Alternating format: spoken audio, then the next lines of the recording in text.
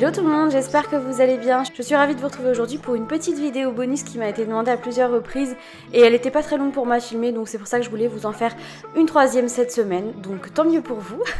Et aujourd'hui je vais vous montrer comment faire un arbre géant puisque c'est quelque chose qui m'a été demandé plusieurs fois pour les personnes qui ont été visiter la première version de mon île et qui ont vu ce type d'arbre comme vous voyez à l'écran avec une accumulation d'arbres et quelques objets qu'on voit ressortir à travers les feuillages. Donc on va faire ça tout de suite ensemble, c'est vraiment ultra simple comme tuto et ça va être très rapide.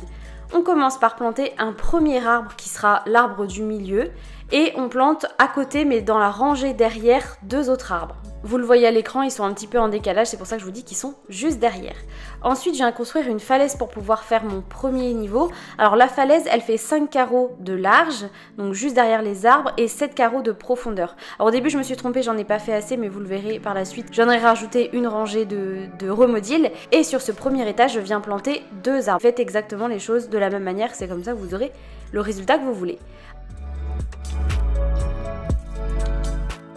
Sur cette première falaise, je viens construire une deuxième falaise qui cette fois-ci fait 3 carreaux de largeur par 3 carreaux de hauteur. Voilà, je fais un carré et je viens planter au centre un arbre.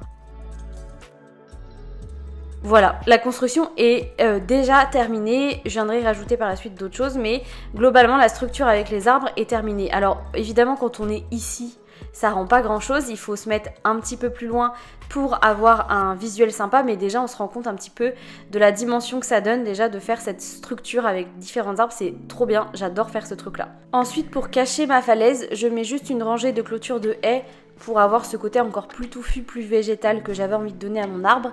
Et puis, dès que j'ai terminé tout ça, je viens placer mes objets. Donc je place le socle de la fête du partage et par-dessus, je viens mettre, moi c'est une horloge étoile, mais vous pouvez très bien mettre une lampe Nova parce que je crois qu'elles sont un peu plus grosses, mais moi j'avais pas le plan. Donc j'ai fait avec ce que j'avais.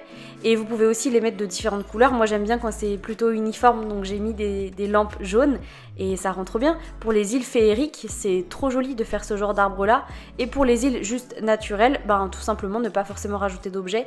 Et l'arbre fera juste très bien l'affaire en tant que tel. Voilà le résultat quand on se met loin, je trouve ça trop beau, j'adore. Quand on est en bas, je trouve que la vision est trop belle aussi, j'adore.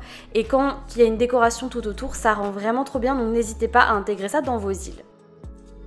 Et voilà pour cette petite vidéo rapide, j'espère qu'elle vous a plu et qu'elle vous aura encore une fois aidé dans vos décos. Et puis ben on se retrouve très vite pour la suite, salut!